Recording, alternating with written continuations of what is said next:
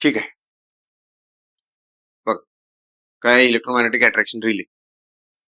काल रिलेचे टाईप बघितले. त्यामध्ये इलेक्ट्रोमेकॅनिकल रिले, स्टॅटिक, डिजिटल आणि न्यूमेरिकल हे 4 टाईप होते. ठीक आहे. इलेक्ट्रोमॅग्नेटिक, स्टॅटिक, न्यूमेरिकल आणि डिजिटल. त्यात न्यूमेरिकल रिले आता वापरत असलेले, पण तरी पण बघा हे आपल्याला सिलेबस मध्ये आहेत, थोडस बघायला लागते. ओके. मग ह्यातलं काय बघायचं आता, काय बघा वर्किंग प्रिन्सिपल काय आहे. ठीक आहे, जरा लक्ष द्या.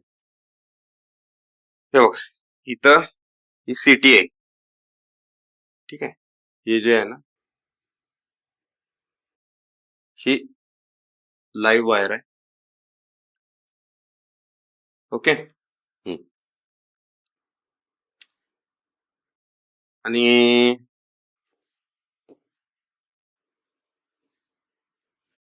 बघा, हा सर्किट ब्रेकर आहे. ठीक आहे, सर्किट ब्रेकर आहे आणि ही सर्किट ब्रेकरची ट्रिप कॉईल आहे. ओके, ठीक आहे. त्यानंतर बघा, हा सप्लाय कुणाला दिलाय, पॉझिटिव्ह. हे ट्रिप कॉईल पासून एक्सटेंड झालाय आणि हे रिलेचे कॉन्टॅक्ट आहेत, ओपन आहे. ही जी आहे रिले ऑपरेटिंग कॉईल आहे. ही काय, relay operating coil, relay operating coil. ठीक आहे, बसत नाही, रिले ऑपरेटिंग कॉईल आहे. ओके. आणि हे बघा, हा काय आहे, एक आयर्न रॉड आहे, असं एक मुव्हेबल आयर्न पार्ट आहे आणि त्याला हा मुव्हिंग कॉन्टॅक्ट, हा रिलेचा जो आहे ना, हा मुव्हिंग कॉन्टॅक्ट आहे. मुव्हिंग कॉन्टॅक्ट अटॅच केला त्याला.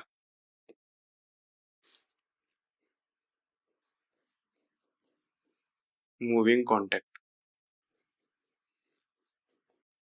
ओके. आणि हा जो आर्मेचर आहे, मुव्हिंग आर्मेचर, त्याला आर्मेचर म्हटलेलं आहे, त्याला स्प्रिंग अटॅच केली. ठीक आहे. आता काय होतंय बघा, वर्किंग प्रिन्सिपल कसं असेल. ही लाईव्ह वायर आहे.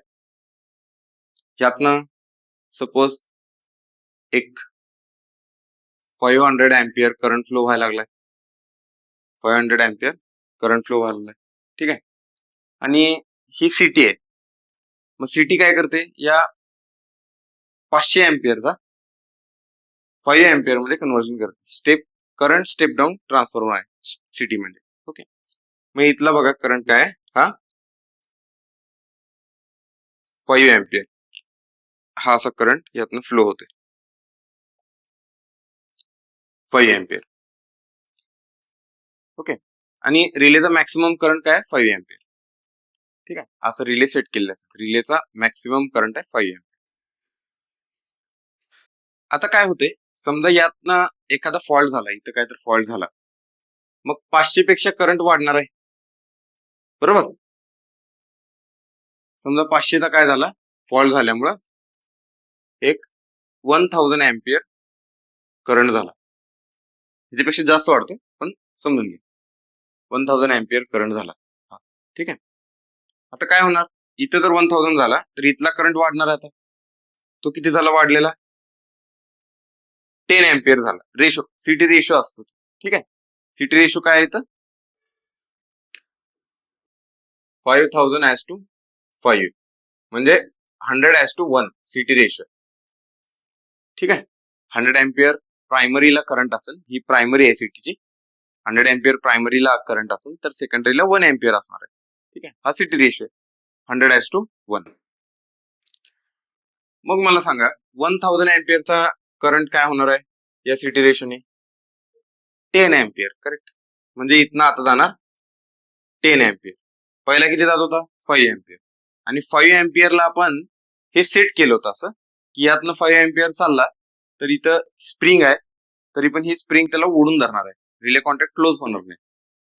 जसं का बघा 10 अँपियर करंट होते, त्यावेळी काय होतंय, ह्याचा फोर्स ऑफ अट्रॅक्शन, हे इलेक्ट्रोमॅग्नेट आहे ना, हे इलेक्ट्रोमॅग्नेट मधनं करंट फ्लो झाला. ओके. म्हणजे काय होणार, हे मॅग्नेट तयार होणार. त्या मॅग्नेटचा फोर्स, अट्रॅक्टिव्ह फोर्स याच्यावर लागणार आहे, मुव्हेबल आर्मेचर.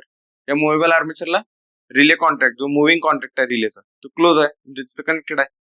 हे काय होतंय, हे तो ओढलं जाते असं, आणि हे बघा हे या पोझिशनला येत.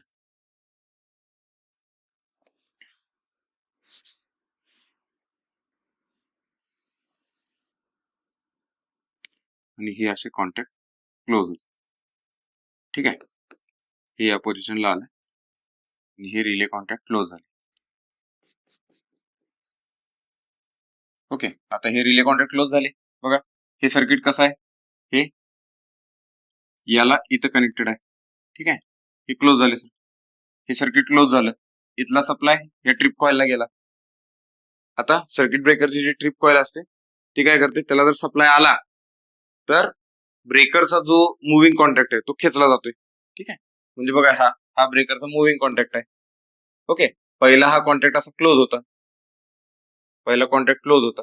ठीक आहे, हे असं, आणि जसा इथं सप्लाय आला, हा सप्लाय आला या ट्रिप कॉइलला, हा कॉन्टॅक्ट खेचला जातोय. ठीक आहे, पाठीमाग खेचला जातो, सर्किट ट्रिप होते. ओके, लक्षात आलं, हे असं असतं. बघा म्हटलं तर परत एकदा सांगतो.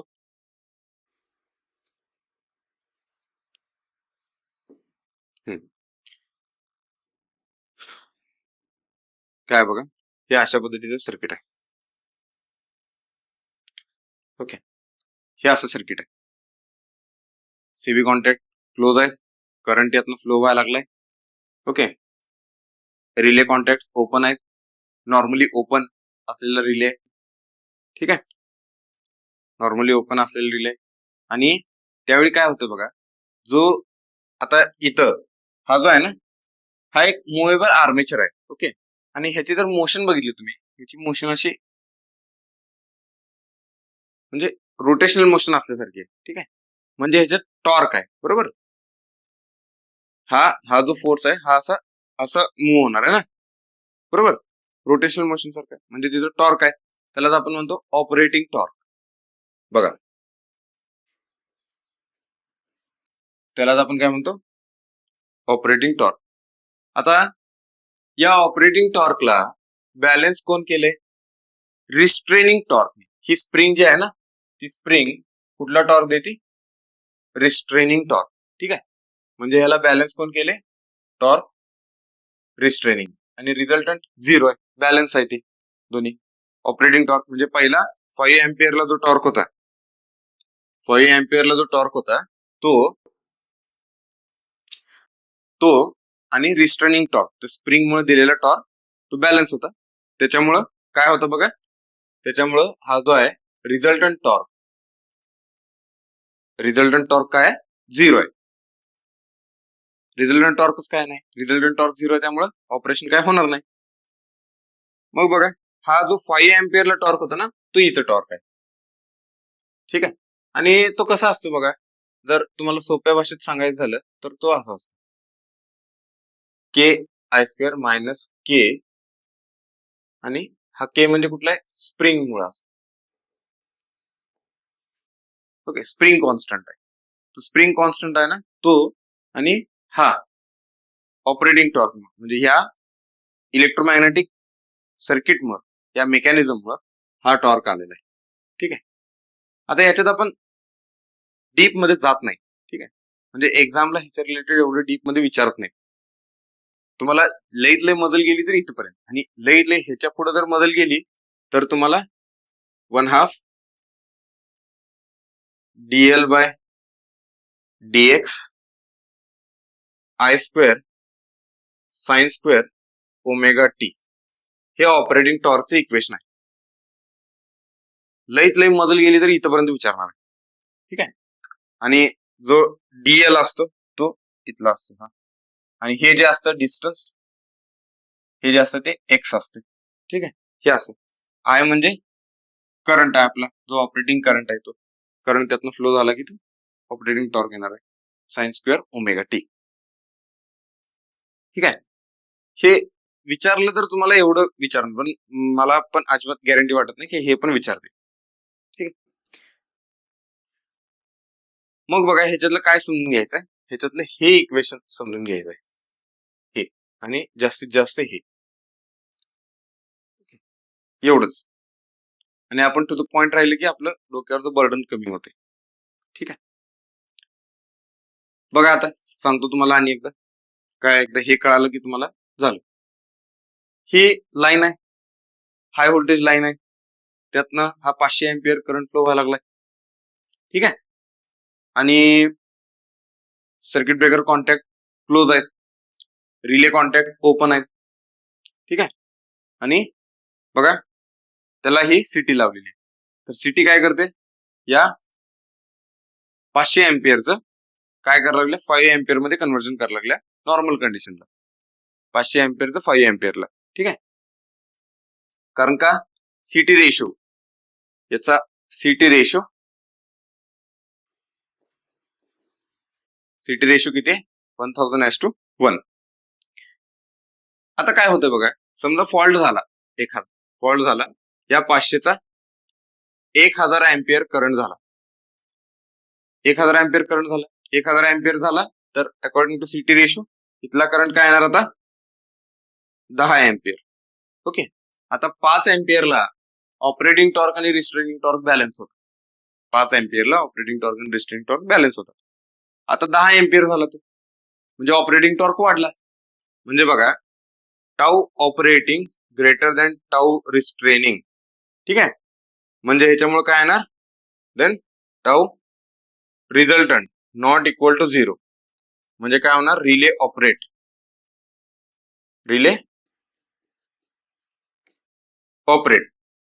मग रिले ऑपरेट होणार, कसा ऑपरेट होणार, मग बघा इथं करंट वाढला, यातला इलेक्ट्रोमॅग्नेटिक फोर्स ऑफ अट्रॅक्शन वाढला, इलेक्ट्रोमॅग्नेट आहे हे अट्रॅक्ट कोणाला करणार, मुव्हेबल आर्मेचरला करणार, त्याला मुव्हिंग कॉन्टॅक्ट रिलेचं अटॅच आहे, तो ह्याला खाली ओढणार, हे क्लोज झालं, हे क्लोज झालं, हे क्लोज झालं की सर्किट क्लोज झालं, सर्किट क्लोज झाले, रिले सर्किट ब्रेकरच्या ट्रिप कॉइलला सप्लाय गेला, हा बघा हा इथे सप्लाय आहे. ठीक आहे, हे पॉझिटिव्ह आहे, हे निगेटिव्ह आहे, हे पॉझिटिव्ह आहे, हे निगेटिव्ह आहे, असं का दाखवतात, कारण हाय व्होल्टेज असतं, हाय व्होल्टेज म्हणजे ते डीसी व्होल्टेज आहे. ठीक आहे, लय हाय नाही, पण त्याचं पण कसं असतंय, जर 110 केव्हीचं सबस्टेशन असेल तर तो डीसी सप्लाय 110 व्होल्टचा असतो, डीसी. 220 केव्हीचं जर सबस्टेशन असेल तर तो डीसी सप्लाय कितीचा असतो, 220 व्होल्ट डीसी, असं हे व्होल्टेज असतं, आणि ते ट्रिप कॉइलला दिलेलं आहे. ठीक आहे, आणि ते ट्रिप कॉइलला दिली की हे सर्किट क्लोज होत, म्हणजे कम्प्लीट होते, ट्रिप कॉइलला सप्लाय आला की हे काय करते, या कॉन्टॅक्टला ओपन करते, ब्रेकर ट्रिप झाला. समजलं, सर्किट आयसोलेट, हे अशा पद्धतीचं असतं. कळालं, हे असं आहे. बघा इलेक्ट्रोमॅग्नेटिक अट्रॅक्शन टाइप रिले आहे ना, हा एसी आणि डीसी दोन्हीसाठी वापरला जातोय. ठीक आहे, लक्षात घ्या, एसी अँड डीसी दोन्हीसाठी वापरला जातो, लक्षात ठेवा. ओके, तर हे असं आहे इलेक्ट्रोमॅग्नेटिक अट्रॅक्शन टाइप रिले. कळाला, हा तुम्ही जर आता कॉलेजला झालं काही नाही अजून, आता 3rd इयर ना, बघे जर असेल पुढे तुम्हाला तर कॉलेजला काय विचारतात, हे विचारतात डायग्राम काढा, मग ही बघा डायग्राम, हे असली काढायला लावतात, हे लिहायचं रिझल्टंट टॉर्क, हे आता सांगितलेले एवढंच लिहायचं, बस मार्क पडतात. ओके,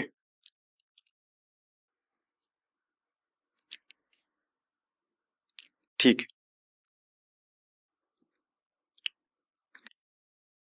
कळालं तुम्हाला इथपर्यंत, पुढे जाऊया. हा, तर त्याच्या आधी एक तुम्हाला म्हणजे हे चालू व्हायच्या आधीच सांगायला पाहिजे होतं, एक गोष्ट सांगायची होती, ती म्हणजे बघा, ती म्हणजे काय, universal torque equation, universal torque equation. ठीक आहे, हे आपल्याला लागणार आहे. Okay, torque is equal to K1 I square plus K2 V square plus K3 ठीक आहे VI cos theta minus tau. Okay, तर हा टाऊ वेगळा आहे बरं का, नाहीतर ह्याला काय तर हा हा ऑपरेटिंग टॉर्क आहे. ओके, टाऊ वेगळा आहे. हे ऍक्च्युली डायरेक्शनल युनिट आहे, याला आपण काय म्हणतो directional unit. Directional unit. Okay, plus K4. K4 काय स्प्रिंग कॉन्स्टंट. स्प्रिंग कॉन्स्टंट ठीक आहे. तर ह्याला काय हे बघा, हे काय करंट ऑपरेटिंग युनिट आहे, म्हणजे करंट ऑपरेटिंग युनिट. ओके, हे काय व्होल्टेज ऑपरेटिंग युनिट.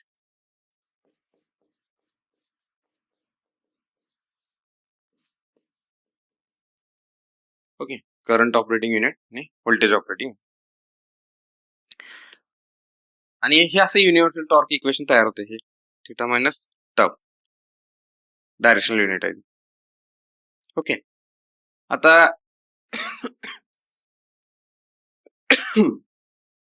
आपण जे बघितलं आता जे सर्किट बघितलं इलेक्ट्रोमॅग्नेटिक अट्रॅक्शन टाइप रिले मध्ये व्होल्टेज ऑपरेटिंग युनिट 0 होतं, डायरेक्शनल युनिट 0 होतं. हा काय निगेटिव्ह आहे, जे स्प्रिंग कॉन्स्टंट आहे. स्प्रिंग कॉन्स्टंट युनिट ते काय होतं निगेटिव्ह होतं. ओके, लक्षात आलं. मग त्याच्यावरनं ऑपरेटिंग टॉर्कचं इक्वेशन कसं तयार होतं बघा, K operating is equal to K1 I square आणि K4 काय होतं त्यात निगेटिव्ह, म्हणून K4 हे असं. आणि हे दोन्ही बॅलन्स झाले होते म्हणून इनिशियल कंडिशनला 0, नॉर्मल ऑपरेटिंग कंडिशनला हे 0, नॉर्मलला 0, नॉर्मल ऑपरेटिंग कंडिशनला. ओके, हे असं असतं युनिव्हर्सल टॉर्क इक्वेशन. हे एक जर पकडलं तुम्ही, यालाच धरून डिस्कशन करायचं सगळं. ठीक आहे. ओके, हा हे काय आहे ऍक्च्युली, हे जे आहे ना हे UN आहे, हे S आहे. हा आता बघा काय shaded pole induction type relay दाखवलेला आहे. इलेक्ट्रोमॅग्नेट आहे आणि हा ऑपरेटिंग करंट असतो ठीक आहे जाणारा. आता याच्यामुळे होतंय काय बघा, ह्या ही डिस्क आहे ना, या डिस्कला मुव्हिंग कॉन्टॅक्ट कनेक्टेड असतो. आता जो मुव्हिंग कॉन्टॅक्ट बघितला ना तुम्ही, त्या मेकॅनिझमच्या जागी इलेक्ट्रोमॅग्नेटिक टाइपच्या जागी त्या तो मुव्हिंग आर्मेचर होता, त्यातनं करंट फ्लो झाला की ते अट्रॅक्ट होत होतं, त्याच्या जागी हे जोडलेलं असतं. ह्याला काय असतं बघा कनेक्टेड. समजा इथं एक असा कॉन्टॅक्ट आहे. ओके, आणि हा तर ओके, आणि बघा हे असं कनेक्टेड असतं मेकॅनिक. ओके, बघा हे असं कनेक्टेड असतं याला मेकॅनिझम. आता हे 3 डायमेन्शनल आहे बरं का, तुम्ही कसं इमॅजिन करताय बघा.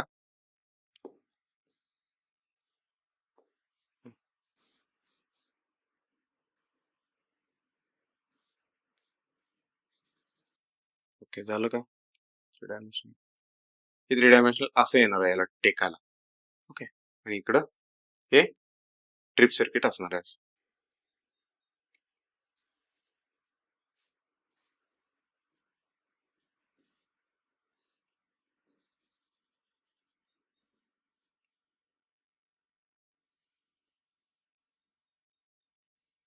Okay, CB trip coil. ठीक आहे, हे असं सर्किट असते. आणि हा बघा मुव्हिंग कॉन्टॅक्ट असते, हा मुव्हिंग कॉन्टॅक्ट असते. आणि होते काय याच्यात, हे इंडक्शन टाइप रिले आहेत, शेडेड पोल जे रिले आहेत ना इंडक्शन टाईप रिले मध्ये येतात. Okay, this is induction type relay. पुढचा इंडक्शन टाईप, हा त्यातला पुढचा टाईप आहे. इलेक्ट्रोमॅग्नेटिक टाईप आणि सेकंड टाईप होता induction type relay. Induction type मध्ये हा पहिला नंबर आहे, shaded pole induction type relay. मग शेडेड पोल आहे. शेडेड पोल म्हणजे कसा असतो बघा, हा जो पोल आहे एक, या पोलला असे दोन खाच टाकलेले असतात, म्हणजे एक खाच टाकलेली असते आणि एका साईडला एक शॉर्ट सर्किटेड कॉपर रिंग त्यात लावलेली असते, म्हणजे अंगठी असते ना तसं, ते अंगठी त्याला लावली, अंगठी घातलेली. मी असं समजा ही दोन बोट आहेत त्याची, एका बोटात अंगठी घातलेली आहे. ओके, पण ते अंगठी घालताना डायगोनली ऑपोजिट घालायचे असते, समजलं का? नाहीतर एका ठिकाणी ही इथं तर ही इथं अशी घाला, फिरतच नाही मग. ओके, कारण का त्याचं बघा, ही शेडेड, हा जो पोल आहे, दोन पोल केले, एका पोलचे दोन पोल केले, खाच मारली, दोन पोल केले, हा शेडेड पोल आहे, हा अनशेडेड पोल आहे. Shaded pole, unshaded pole, shaded pole, unshaded pole. आणि ह्या डिस्कचं रोटेशन कसं असते, unshaded to shaded. Direction of rotation of disc is, ह्यात महत्वाचा पॉइंट काय आहे, high direction of rotation of disc काय असतो, अनशेडेड टू शेडेड. ठीक आहे, अनशेडेड टू शेडेड. ओके, आता होते काय बघा, याच्यात सांगितलं मी ऑलरेडी, एक्सप्लेन केलेलं आहे. शेडेड पोल मोटर तेच आहे बघा.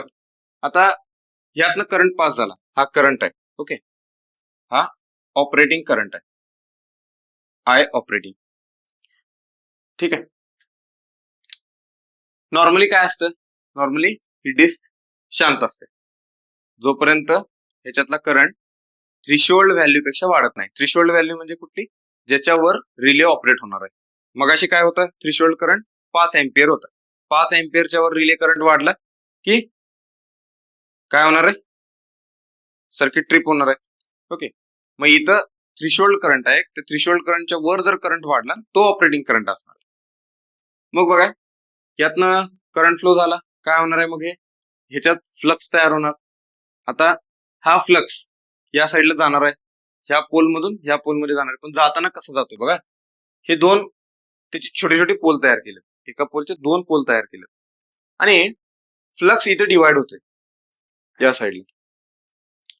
ओके, आता इथे रिंग आहे, ही रिंग काय करते, शॉर्ट सर्किटेड रिंग आहे त्यात. मग बघा, यातनं फ्लक्स वाढायला लागलाय, म्हणजे चेंज व्हायला लागलाय फ्लक्स. पहिला नव्हता, आता ऑपरेटिंग करंट आला म्हणजे थ्रीशोल्ड करंटच्या वर गेला करंट, त्यावेळी ह्यात फ्लक्स तयार झाला, म्हणजे फ्लक्स चेंज झाला. फ्लक्स चेंज झाला म्हणजे फ्लक्स वाढायला लागला. आता ही शॉर्ट सर्किटेड कॉपर रिंग त्या वाढणाऱ्या फ्लक्सला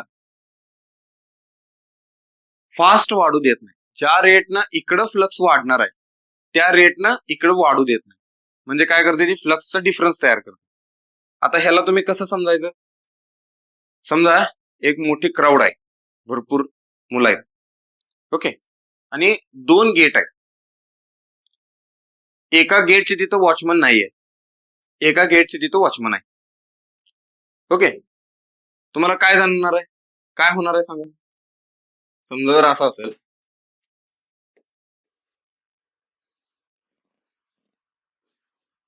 ओके, हा, तर इकडं जास्त येणार आहेत, इकडं कमी येणार आहेत, कारण इथं कोण आहे, वॉचमन आहे. वॉचमन इथं कंट्रोल करायला लागलाय सगळं, समजलं का. दोन गेट आहेत, ज्या गेटला वॉचमन उभारलाय तो काय सगळ्यांना चेक करून सोडायला लागलाय, फास्ट सोडत नाही. दुसऱ्या साईडला कोणच नाही तिथं चेक करायला, त्यांना ते फास्ट चाललेत बाहेर. इमॅजिन झालं, तसंच तो फ्लक्स होतोय, इथनं यायला लागलाय, या साईडने येणारा फास्ट चाललाय पुढं, इथनं येणारा स्लो चाललाय. आता फ्लक्स डिफरन्स तयार झाला. ओके, फ्लक्स डिफरन्स तयार झाला की काय होतंय, मग इथं जे करंट फॉर्मेशन होते, ईडी करंट फॉर्मेशन होते, त्या करंट मध्ये डिफरन्स तयार होतो.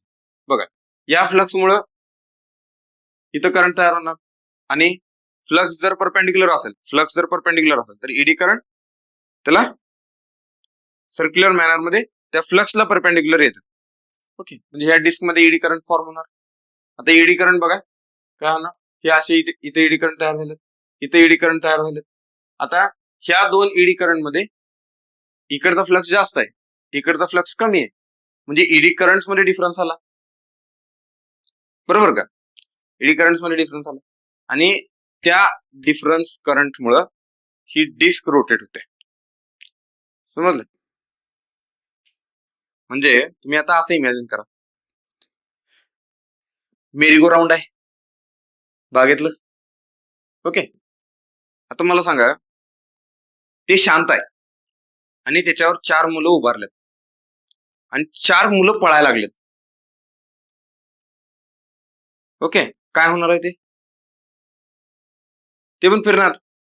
त्याच्यावर जर उभारलेली मुलं पळायला लागली किंवा पायानं असं त्याला धक्का मारा लागली, किंवा समजा हाला लागली ती गोल गोल गोल गोल फिरायला, ते बी फिरणार ना. हा, तसं ते ईडी करंट सारखं होतं. मग ते काय करते, ह्या डिस्कला फिरवते. पण हे एवढं स्लो होत नाही बघा, जसं तुम्ही इमॅजिन कराल ते मेरी गो राऊंडचं एक्झाम्पल, तेवढं स्लो होत नाही, फास्ट होत ते. समजलं का? आणि त्याच्यामुळं तो काय होतं, हा कॉन्टॅक्ट हा मूव्ह होतोय, त्या ह्याला जाऊन टेकतोय, सर्किट क्लोज होते, ब्रेकर ऑपरेट होते. हे असं, ह्याचा ऑपरेटिंग टाइम फास्ट असते बरं का. इलेक्ट्रोमॅग्नेटिक अट्रॅक्शन टाइप रिलेपेक्षा ऑपरेटिंग टाइम जरा फास्ट असते. ओके, आता बघा ह्याच्यात जर तुम्ही ह्याचं torque equation, operating torque equation, tau operating, ह्याचं जर इक्वेशन लिहिलं तुम्ही, तर बघा is equal to K I1 I2 sine alpha 1 minus alpha 2. ठीक आहे, असं असतं अल्फा 1 मायनस अल्फा 2. आता हा अल्फा 1 मायनस अल्फा 2 कुठला, ह्या दोन फ्लक्स मध्ये जो फेज डिफरन्स पडलेला आहे, त्या फेज डिफरन्स मुळे इथं करंट तयार होतो. ठीक आहे, मग तो असतो, समजा याच्यामुळं जो फेज डिफरन्स अँगल आलाय तो अल्फा आहे, आणि या शेडेड पोल मधून आलेल्या फ्लक्स मुळे तयार झालेला हा अल्फा 2 आहे. आणि अल्फा 1 मायनस अल्फा 2 इथे घेतला तर बघा काय येतं, हे के I1 आणि I2 साइन अल्फा. आता I1 आणि I2 मला सांगा, हा जो करंट आहे, या करंटमुळे एकच फ्लक्स तयार व्हायला, आपण काय केले, फ्लक्स दोन तोडलेत, फ्लक्स सेपरेट केलेत ते. ठीक आहे, त्यामुळे हा I1 आणि I2 सेमच आहे, म्हणजेच बघा तो काय झाला, के I स्क्वेअर साइन अल्फा. तुम्ही कन्फ्युजन करून घेऊ नका बरं काय, हे I1 आणि I2 ह्यातले ईडी करंट नाही आहेत, हे ईडी करंटचा संदर्भ ह्या दोघांशी. ठीक आहे, अल्फा 1 आणि अल्फा 2 शे.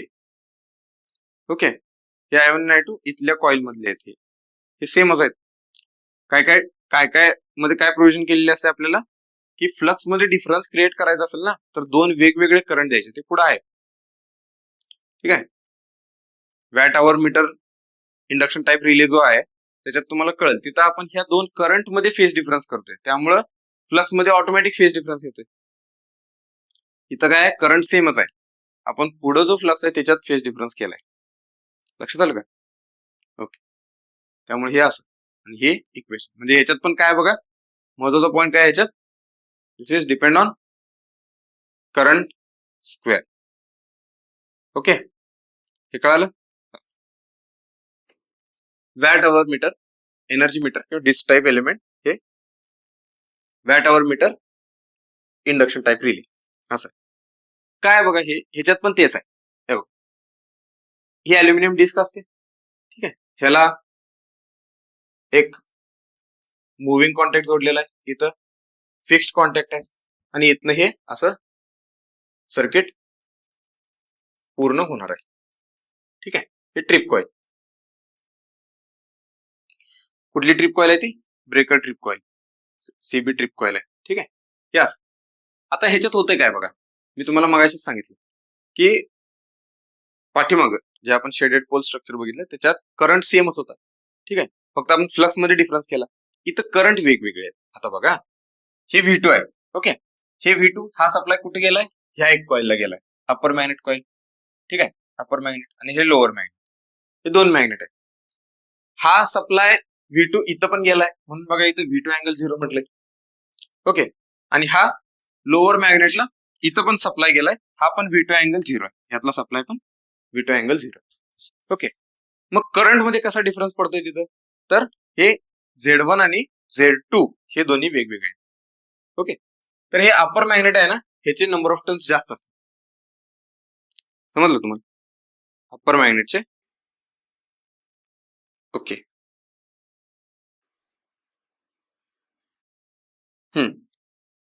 ठीक आहे, म्हणजे त्यात करंट मध्ये डिफरन्स केलेला असतो त्यांनी, इम्पिडन्स मध्ये डिफरन्स केलेला असतोय. तर काय बघा, इथले नंबर ऑफ टर्न्स जास्त असतात, इथले नंबर ऑफ टर्न्स कमी असतात. आणि ह्याच्यामुळे काय होतंय बघा, हे काय झालं, हा झाला Z1, हा झाला Z2, आणि V अँगल Z1 म्हणजे हा झाला I1, आणि V divided by Z2 by θ2, Z2 angle θ2 हा झाला I2. असे हे दोन वेगवेगळे करंट आले, असे हे दोन वेगवेगळे करंट आले. का, कारण त्या कॉइलचे इम्पिडन्सेस वेगवेगळे आहेत. समजलं.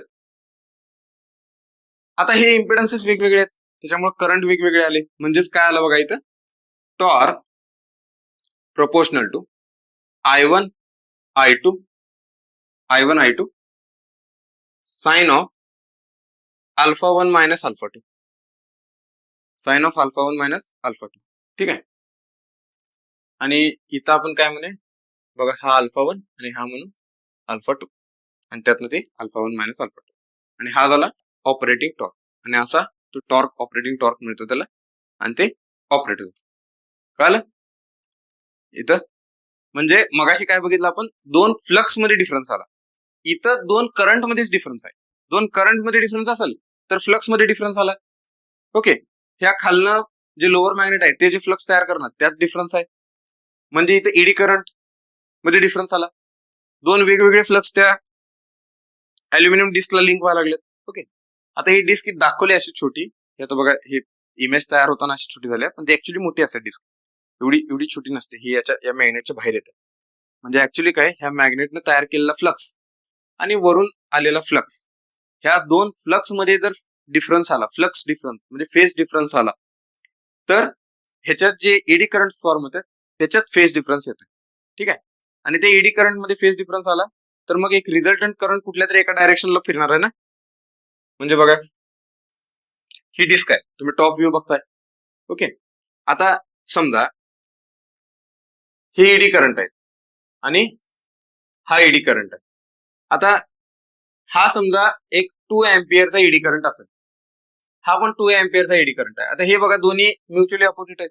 आता ह्या एडी करंटमुळे इकडे टॉर्क मिळायला लागलाय, ह्या एडी करंटमुळे इकडे टॉर्क मिळायला लागलाय. रिझल्टंट टॉर्क काय आहे का, काहीच नाही. ह्या एडी करंटमुळे आता इथं करंट असं आहे ना, इथं करंट असं आहे 2 ampere 2 ampere, torque depend on current. जर हा टॉर्क वरच्या डायरेक्शनला आहे, हा या डायरेक्शनला आहे, असे हे फिरणार आहे का, डिस्क नाही फिरणार. कसा पाहिजे, युनिडायरेक्शनल टॉर्क पाहिजे, एका डायरेक्शनला टॉर्क पाहिजे. बोथ दोन अपोजिट डायरेक्शनला जर टॉर्क प्रोड्यूस होत असेल तर रोटेशन मिळत नाही आपल्याला.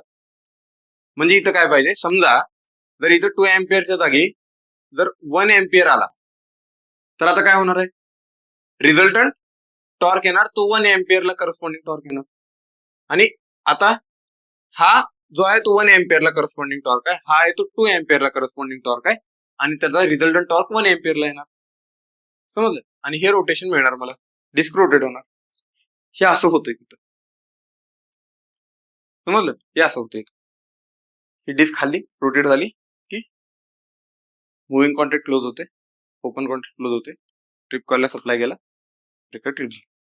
हे असं.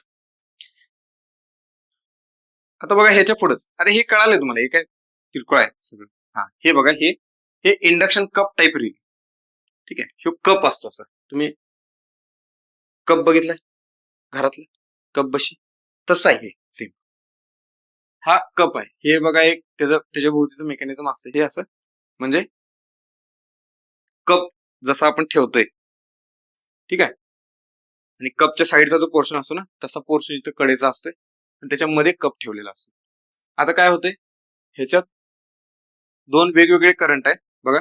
एक I1 आहे आणि इथला I2 करंट आहे. ओके, हे बघा, हा I2 करंट आहे. हा I1 करंट कसा फ्लो झाला, हा असा गेला यातनं यातनं यातनं असा गेला, आणि I2 करंट बघा ह्यातनं हा असा यातनं फ्लो होऊन इकडं हा I2 करंट गेला. आता दोन वेगवेगळे करंट आहेत यात, सेमच प्रिन्सिपल परत.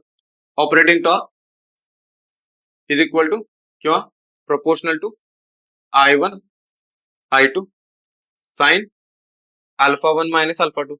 ठीक आहे. ह्या दोन करंट मध्ये जर फेज डिफरन्स असेल, तोच फेज डिफरन्स इथे तयार होणार आणि त्याच्यावरून ऑपरेटिंग टॉर्क येणार आहे. ऑपरेटिंग टॉर्क येणार. आणि हे जे रिले आहेत ना, इंडक्शन टाईप रिले, हे फार म्हणजे फास्ट असतात. म्हणजे 0.01 सेकंद ह्याचा ऑपरेटिंग टाइम असतो. एवढं फास्ट ऑपरेट होतात. 0.01 सेकंद म्हणजे ऑपरेटिंग टाइम.